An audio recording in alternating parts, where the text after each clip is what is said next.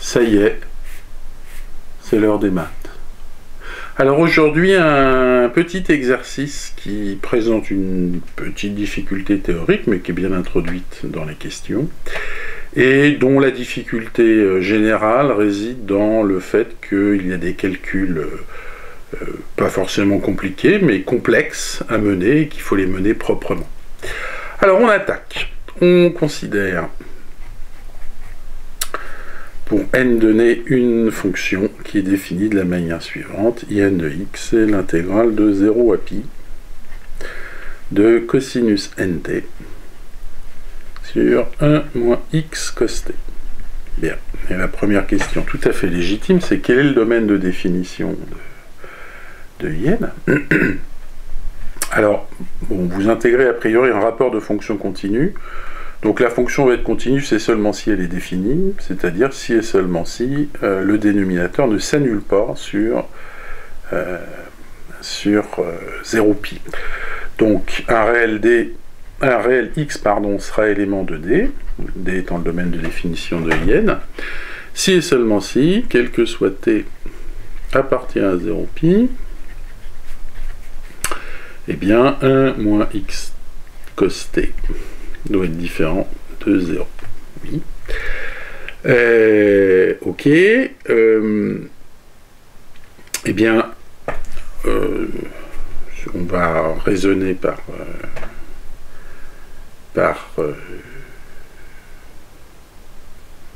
négation. Donc x n'appartient pas à d, si et seulement si, bien il existe un t0 qui appartient à 0 pi, tel que 1 moins x cos t0 soit égal à 0.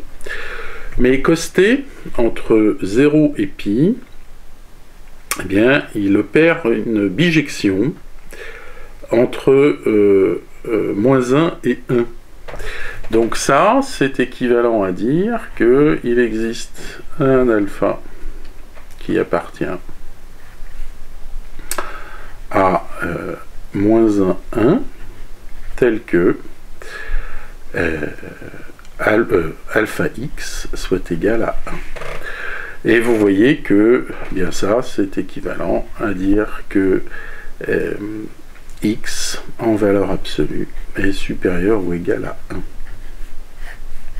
1. Okay. Hein, vous divisez par alpha, quand alpha est nul, bah, ça ne se produit pas. Donc ça, c'est équivalent à alpha appartient à moins 1 privé de 0, et donc vous pouvez diviser par alpha, et bien il suffit de regarder l'image de alpha donne 1 sur alpha entre moins 1 et 1, et vous voyez que c'est exactement 1 plus l'infini, union moins l'infini, moins 1. Donc du coup, ben, vous voyez que le domaine de définition, c'est très exactement moins 1, 1 ouvert. Voilà pour cette première question. Ok, alors là on rentre dans un calcul, premier calcul un poil compliqué. Enfin d'ailleurs c'est la partie calculatoire compliqué, il va falloir travailler proprement. Donc en fait, ce qu'on souhaite calculer, I0 et I1. C'est-à-dire, on souhaite calculer ces deux intégrales-là. Alors, I0, c'est 1 sur 1 moins x cos t, dt. Et I1, bien, c'est cos t sur 1 moins x cos t. Alors, en termes de primitives, on sait que ces fonctions admettent des primitives explicites, et on sait que un bon changement de variable pour calculer les primitives, eh bien, c'est de poser U égale tangente t sur 2. Seulement le problème, donc ça c'est la difficulté théorique, le problème c'est que ce changement de variable, c'est-à-dire t égale 2 fois arctangente U, pour l'avoir dans le bon sens, ce changement de variable, il va pas être défini en pi. Vous voyez que tangente pi sur 2, ça n'existe pas. Donc la solution, bien comme d'habitude, c'est de remarquer que cette intégrale, eh bien, c'est la limite. Hein, même chose pour celle-là, c'est la limite quand a tend vers pi de 1 sur 1 moins x cos t dt. Ça, quand a tend vers pi, pardon, eh bien, ça me donne la valeur que je recherche.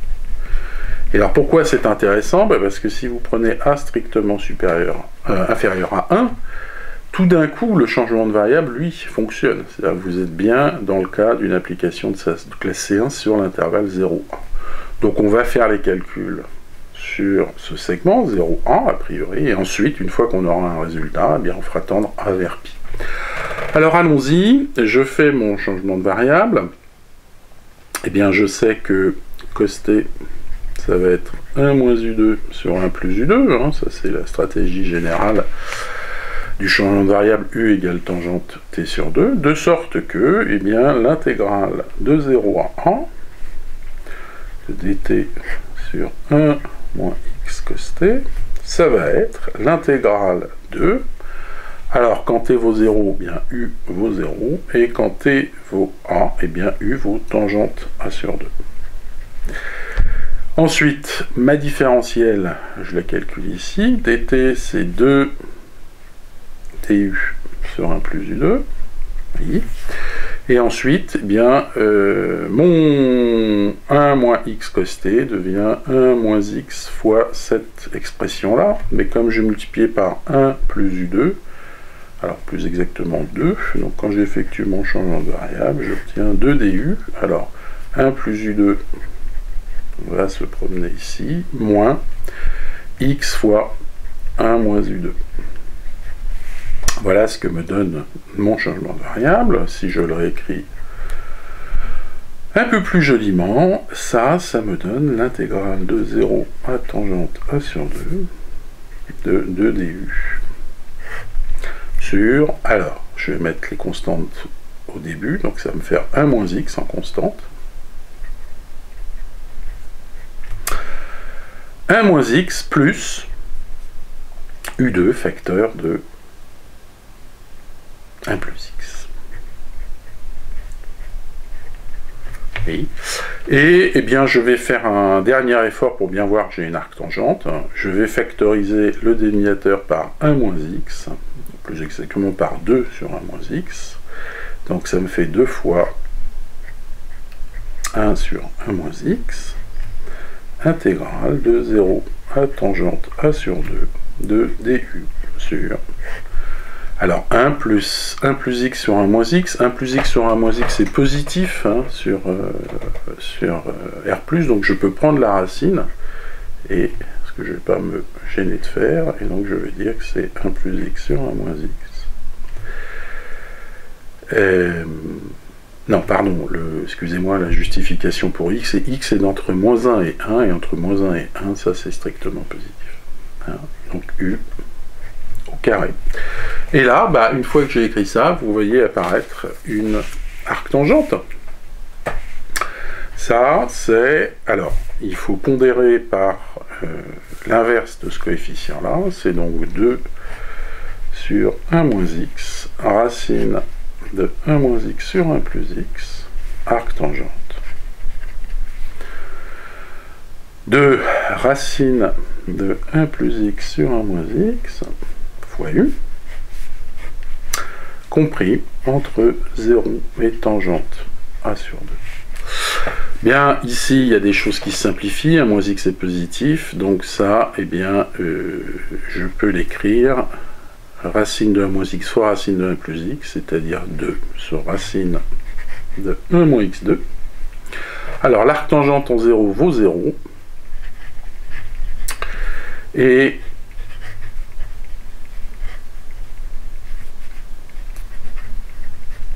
j'obtiens ceci. Ok. Le point, maintenant, donc ça on a calculé cette intégrale-là, et donc si on veut en déduire I0, eh bien I0 de x, c'est la limite de ça quand A tend vers pi sur 2. Mais quand A tend vers pi sur 2, tangente A sur 2 va tendre...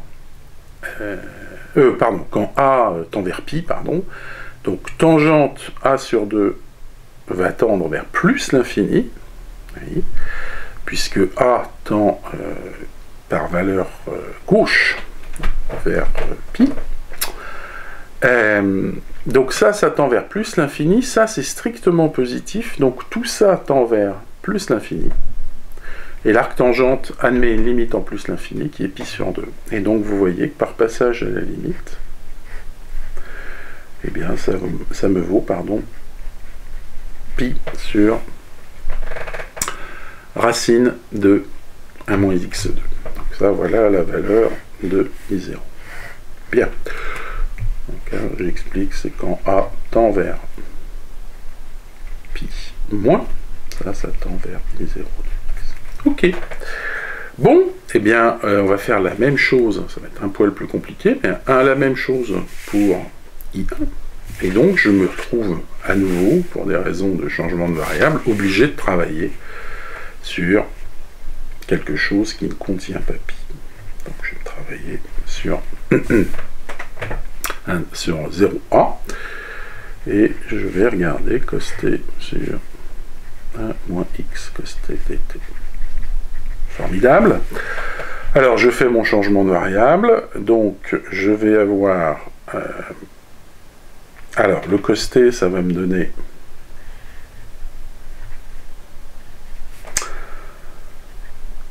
un moins u2 sur 1 plus u2. Oui, sur 1 moins x, 1 moins u2 sur 1 plus u2, et je n'oublie pas ma différentielle, hein, qui est de du sur 1 plus u2.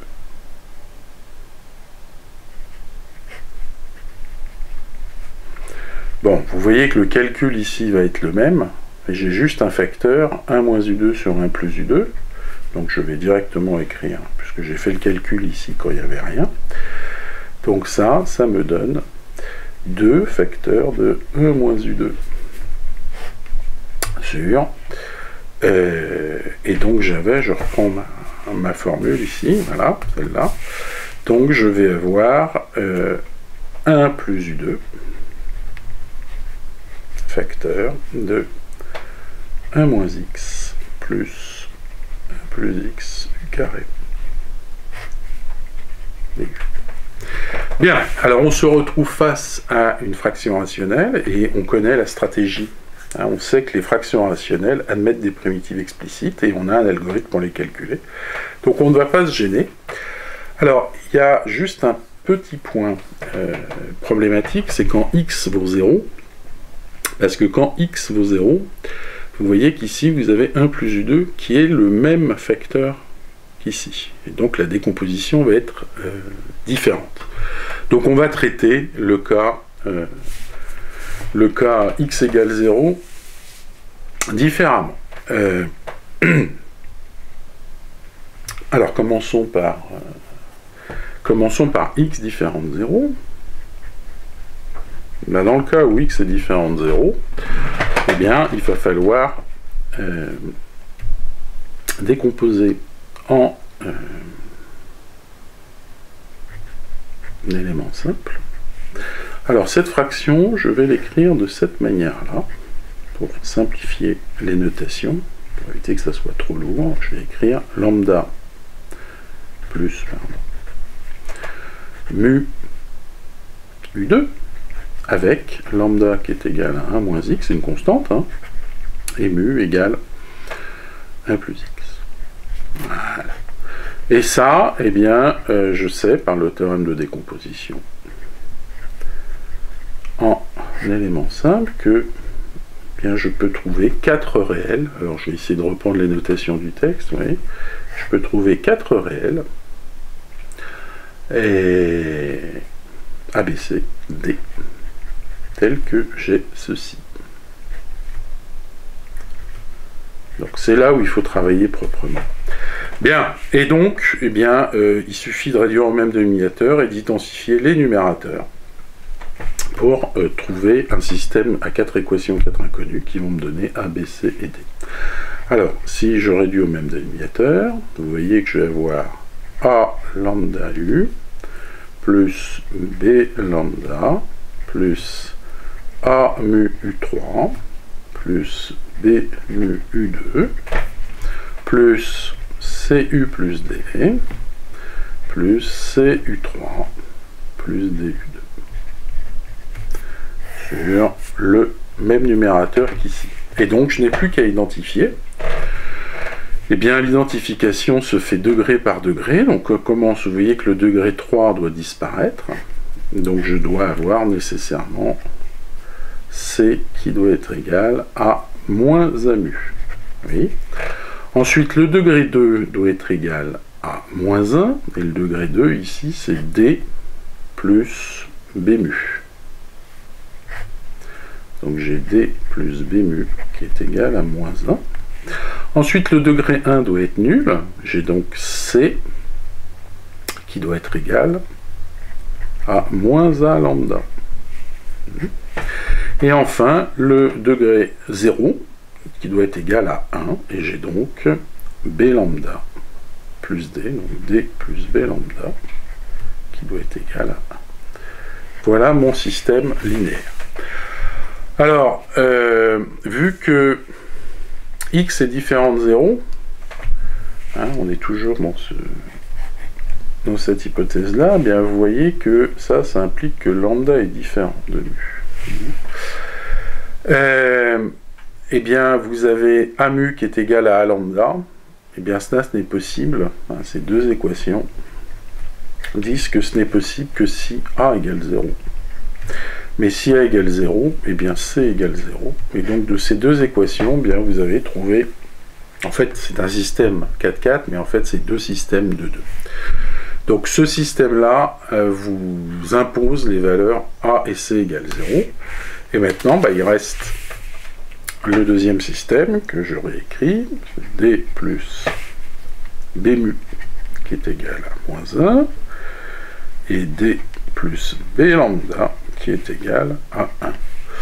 Bon, bah là, je le résous par la méthode du pivot. Vous voyez que ça implique que si je soustrais cette équation, celle-là, eh bien ça implique que B, facteur de lambda moins mu, est égal à 2. Mais lambda moins mu,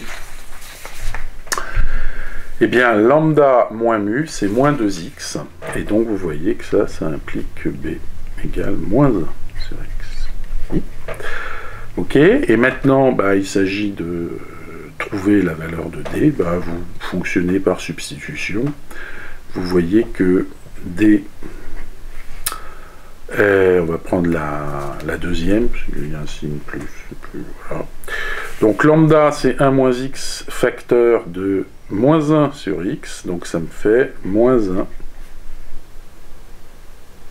sur x, plus 1, qui doit être égal à 1, c'est-à-dire que D égale 1 sur x. Et bien ça y est, une fois que j'ai fait ce travail, j'ai la décomposition en facteur premier, en facteur en élément simple. Donc, alors, E plus U2 facteur de lambda plus mu U2. Bien, qu'est-ce que c'est? Eh bien, c'est... Alors, A est nul, B vaut moins 1 sur x, donc ça me fait moins 1 sur x fois 1 sur 1 plus U2,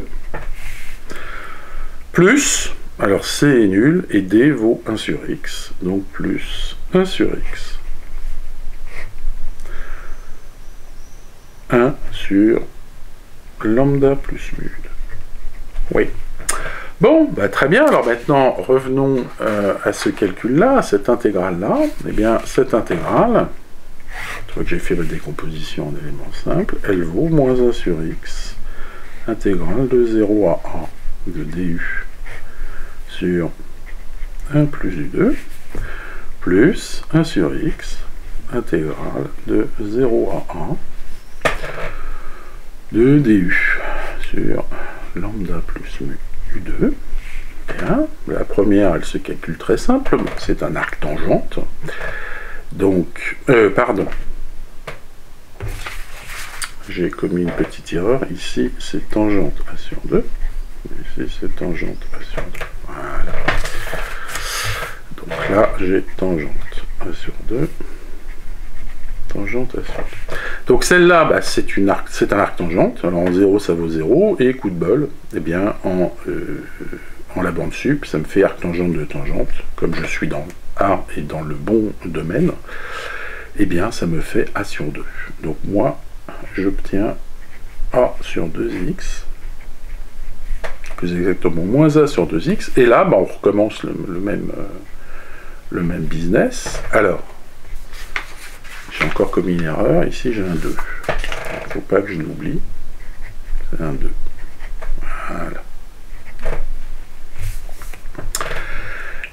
Donc plus 2 sur x, et là je factorise par lambda, donc on rappelle ce que c'est que lambda. Lambda c'est 1 moins x. Donc si je factorise par lambda, j'obtiens intégrale de 0 à tangente A sur 2 de du sur 1 plus mu sur lambda, et je le rentre dans la racine, c'est-à-dire 1 plus x sur 1 moins x u au carré.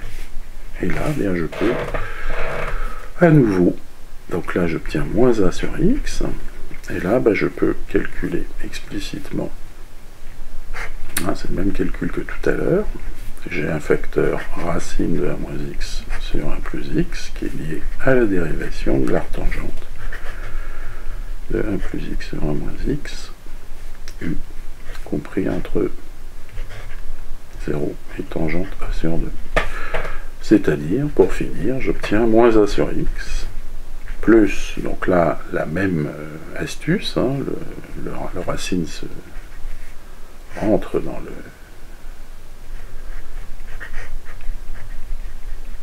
la racine, en 0 ça vaut 0, et j'ai donc arc tangente de racine de 1 plus x sur 1 moins x, tangente a sur 2. Bien, et comme précédemment, eh bien, I1, ça va être la limite. I1 de x, ça va être la limite, quand a tend vers pi moins. Donc du coup, bien, par passage à la limite, puisque tout ça va posséder une limite, alors quand a tend vers pi, eh bien ça tend vers moins pi sur x, oui, plus 2 fois, alors, toujours même chose, ça c'est strictement positif, tangente a sur 2 va tendre vers plus l'infini, donc tout ça va tendre vers pi sur 2, donc ça va tendre vers pi, qui va tuer le 2 ici sur x racine de 1 moins x2. Si je le réécris plus joliment, si je factorise par cette quantité-là, ben ça me fait pi de x racine de 1 moins x2, facteur de 1 moins, eh bien, racine de 1 moins x2. Ok, alors on résume. Je vais le réécrire ici. J'ai encore I0 qui est là. Alors, I0 de x, ça vaut... pardon, j'ai pas encore bien résumé. Là, on a fait le calcul pour x différent de 0. Il reste maintenant le cas x égale 0. Alors, x égale 0, eh bien, quelle est quelle est mon intégrale? Eh bien, mon intégrale, c'est x égale 0, c'est pas très compliqué, x égale 0, où est ma fonction? Si je prends x égale 0, vous voyez que j'ai I1 de x, pardon, donc I1 de 0, je vais y arriver, c'est l'intégrale de 0 à pi de cosinus t. C'est-à-dire que c'est sinus t entre 0 et pi, ça fait 0. Donc j'ai I1 de 0 qui est nul. Ok, mais je vais regarder un petit peu ce qui se passe pour cette fonction. Oui. La fonction, donc j'ai pi sur x racine de moins x2, 1 moins racine de moins x2. Oui. Alors ce que je sais, je connais un développement limité à l'ordre 1 de 1 moins u, qui est tout simplement 1 moins u sur 2, 1 plus u sur 2, pardon. Donc quand je le compose avec x2, parce que x tend vers 0, bien vous voyez que racine de 1 moins x2, ça va être égal à 1 plus x2 sur 2 plus petit o d'x2. Si bien que cette fonction-là, bien, elle est égale, vous voyez que les 1 se tuent, il me reste moins x2 sur 2, donc ça va me faire pi x moins pi x sur 2 racine de 1 moins x2 plus petit o de x sur racine de 1 moins x2. Bien. Mais quand x tend vers 0, bien vous voyez que ça tend vers 0. Conclusion, eh bien, poser I1 de 0 égale 0, qui est la valeur de l'intégrale, montre que, en fait, la fonction pour x différent de 0 est prolongeable par continuité, et le prolongement par continuité est le bon prolongement, c'est-à-dire c'est celui qui donne la valeur de I1 de 0. Donc on peut écrire, grâce à cette remarque, que I1 de x, eh bien c'est génériquement pour tout x avec ce prolongement par continuité, cette chose-là. Et puis I0 de x, je rappelle sa valeur, I0 de x, on a montré que ça valait pi sur racine de 1 moins x2. Bien, si vous regardez la fin de l'énoncé, vous voyez que on souhaite montrer que IN, on va essayer de voir si, vous voyez, la question 3b, eh bien vous voyez que pour n égale 0, on a la bonne formule, et pour n égale 1, on a aussi la bonne formule, hein, puisqu'ici vous avez une puissance n et une puissance n là. Ok, donc, a priori, si on croit en l'énoncé, ce qui n'est pas toujours une chose à faire, parce qu'on peut faire des erreurs d'énoncé aussi, mais si vous croyez en l'énoncé, eh bien, on n'a pas fait de faute de calcul. Ok, alors maintenant on veut calculer IN pour tout n. Eh bien, on va essayer de trouver une relation de récurrence, et on vous suggère, donc pour n supérieur à 0, de calculer IN plus 2 plus IN de x. Bien, si j'utilise la linéarité de l'intégrale, vous voyez que ça me fait cosinus n plus 2x plus cosinus nx sur 1 moins x cos t. Pardon, c'est pas x, c'est t. Mais... oui, là il faut se souvenir de la formule qui dit que cos A plus cos B, c'est 2 cos A plus B sur 2, cos A moins B sur 2. Eh bien, si j'utilise cette formule, vous voyez que cos n plus 2 t plus cos nt, c'est 2, alors cos nt plus 2t plus nt, ça me fait cos 2nt plus 2 divisé par 1, ça me fait justement cosinus n plus 1t, oui, fois, alors cos n plus 2t moins cos nt, ça me fait cos 2t divisé par 2, ça me fait cos t. Ouais. De sorte que, cette somme d'intégrales, ce n'est rien d'autre que 2 fois l'intégrale de 0 à pi de cosinus n plus 1t cos t sur 1 moins x cos t. Vous voyez que c'est intéressant parce que on voit apparaître le cos n plus 1t qui va me définir n plus 1. Donc la question c'est comment se débarrasser de ce cos t ici. Eh bien là c'est toujours la même chose. Il s'agit de ajouter et soustraire une même quantité. Alors, je vais supposer pour ce calcul que x est différent de 0. Pourquoi? Parce que je veux faire apparaître une quantité x cos t, et donc je vais être obligé de multiplier et de diviser par x. Donc ce que je dis, c'est que ça, c'est 2 sur x, intégrale de 0 à pi, de cos n plus 1t, facteur de x cos t, donc ça c'est pour pondérer le x, et puis là, bah, je soustrais 1 et j'ajoute 1. La bonne vieille stratégie d'ajouter et soustraire. Pourquoi est-ce que je fais ça? Ben parce qu'ici, je fais apparaître l'opposé du dénominateur. Et donc, eh bien, je vois que i de n plus 2 de x plus i n de x, c'est 2 sur x.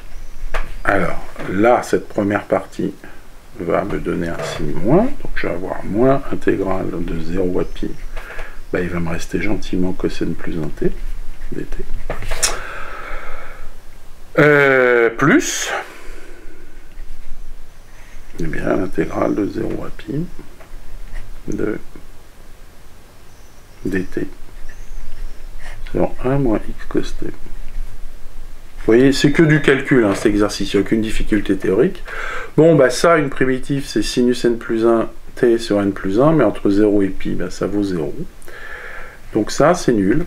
Et donc, vous voyez apparaître le... Alors, que je ne me trompe pas...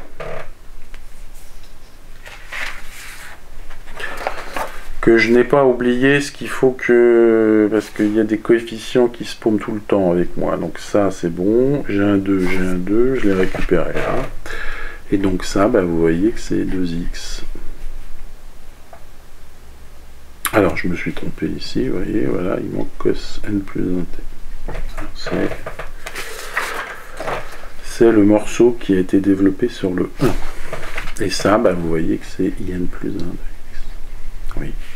Et donc, vous voyez que pour x différent de 0, eh bien, i n plus 2 de x, c'est 2 sur x, i n plus 1 de x, moins i n de x. Oui. Alors, on souhaite donc montrer que i n de x est égal à pi sur x puissance n, racine de 1 moins x2, 1 moins racine de 1 moins x2 puissance n, pour x différent de 0. Bien, on va le montrer par récurrence. Alors, pour n égale 0 et 1, bah c'est vrai, c'était l'objet de la première question, hein, on l'a déjà prouvé. Donc on suppose la propriété vraie jusqu'au rang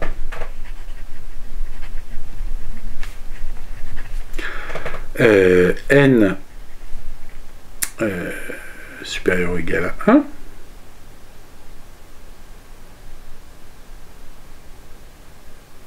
oui, ou n plus 1, oui, n supérieur ou égal à 1, et, eh bien, alors pourquoi je suis obligé de le supposer jusqu'au rang? C'est parce que ma relation de récurrence me fait apparaître deux termes. Oui. Alors, pardon, jusqu'au rang n plus 1 supérieur à 0.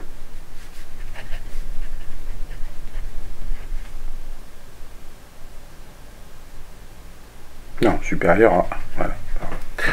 Et arrivé. Et donc, in plus 2, eh bien, in plus 2,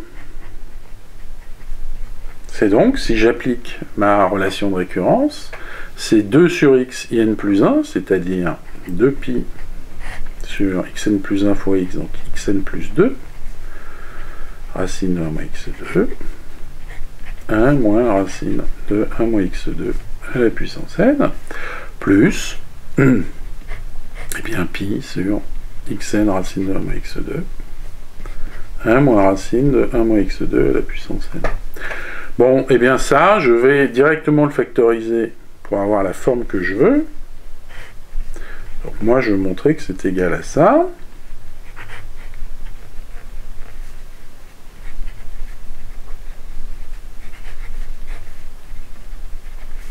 Oui, et donc je factorise cette expression. Alors si je factorise cette expression, eh bien pi sur x puissance n plus 2 racine de 1 moins x2 est factorisé, donc j'ai juste un facteur 2, et ici vous voyez que, alors ici j'ai n plus 1, ici vous voyez qu'il me manque juste un facteur. Donc je vais avoir 2 sur 1 moins racine de 1 moins x2. Oui. Et là, bien, si je factorise par ça, eh bien, il va me manquer juste, alors, x2 sur 1 moins racine de 1 moins x2 au carré. Bien. Et donc, le jeu, c'est de montrer que ça vaut 1.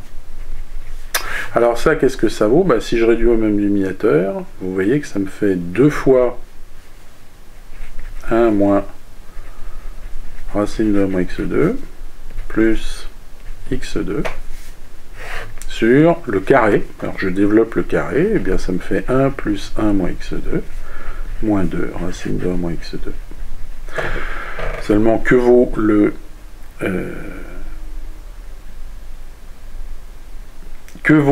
alors j'ai pardon, c'est un signe moins que j'ai là, hein. Je suis trompé dans la relation. Donc ici j'ai un moins x. Bien, que vaut le numérateur? Ben, si vous développez, vous voyez exactement apparaître 2, moins 2 racine de 1 moins x2, moins x2. Donc ça vaut 1, et vous avez montré votre propriété par récurrence. Alors tout ça est valide pour x différent de 0. Donc on revient à la formule qu'on veut montrer. Hein. On veut montrer que in de x, c'est pi sur x puissance n racine de 1 moins x2. 1 moins racine de 1 moins x2 à la puissance n. Alors ça, c'est valable pour x différent de 0. On rappelle qu'on a calculé in de 0. Hein. In de 0, ben, ça vaut 0. Et donc la question, c'est est-ce que cette fonction en x est prolongeable par continuité au 0 et son prolongement par continuité vaut-il 0? Eh bien, à nouveau, vous utilisez le fait que 1 moins racine de 1 moins x2 est équivalent à x2 sur 2. Et donc, ben, quand vous l'élevez à la puissance n, vous voyez que in de x est équivalent à pi sur 2 puissance n. Alors, pi xn, 2 puissance n racine de 1 moins x2. Et ça tend bien vers 0. Et donc, eh bien vous avez montré que cette formule a un sens pour x égale 0 et que c'est pile poil l'expression de in de 0, ce prolongement par continuité. Voilà, ça achève notre exercice. Et bien j'espère que ça vous aura intéressé. À nouveau, vous voyez que la difficulté de l'exercice était quand même essentiellement calculatoire. Il y avait juste la première question qui demandait juste le soin de ne pas opérer un changement de variable sur quelque chose qui n'est pas C1, qui n'est pas défini. Voilà. Allez, je vous dis à bientôt pour d'autres aventures.